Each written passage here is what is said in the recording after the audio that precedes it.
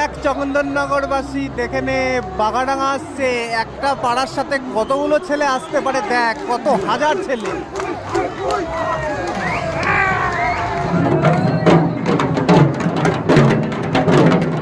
দেখ চন্দননগরবাসী, দেখে নে শোভাযাত্রা কাকে বলে, এরই নাম কৃষ্ণনগর।